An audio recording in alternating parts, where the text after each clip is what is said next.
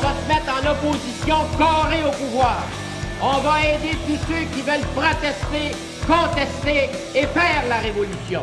Je pense que c'est une sculpture qui représente la résistance aussi. Elle est debout, mais pas à moitié, cette pièce-là. Et ça représente un peu le courage aussi, la détermination, la volonté.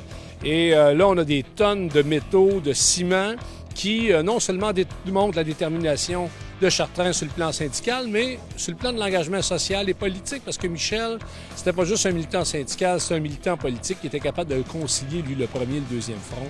Dans ce sens-là, c'est un des grands et beaux projets de la CSN, monté par un autre personnage qui est Armand Vaillancourt. Ça, je pense que tout le monde va en convenir. Moi, j'ai hypothéqué ma maison. Le financement est complété, mais c'est beaucoup à travers une implication financière personnelle de M.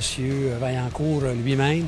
Donc, toutes les personnes ou syndicats qui seraient disposés à contribuer au projet, il est tout à fait temps encore, oui. Alors, on voulait honorer sa mémoire, bien sûr, comme citoyen de Longueuil, mais j'ai presque envie de dire comme un citoyen du monde.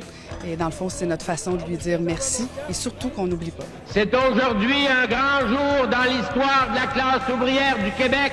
Ça me dit que c'est un brave homme, c'est un homme fier, c'est un homme courageux, c'est pas un peureux, c'est un homme de liberté. Pour moi, j'ai eu deux modèles comme militant syndical. J'ai eu Marcel Pepin, qui était le cerveau de l'affaire, et Michel, qui était le cœur de l'affaire. Et le mélange des deux, ça faisait un mélange très explosif. Et c'est pour ça que ça a donné à la CSN cette force-là.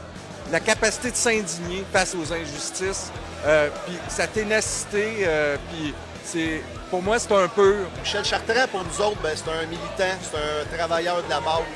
Michel Chartrand, pour moi, c'est l'inspiration pour poursuivre nos luttes.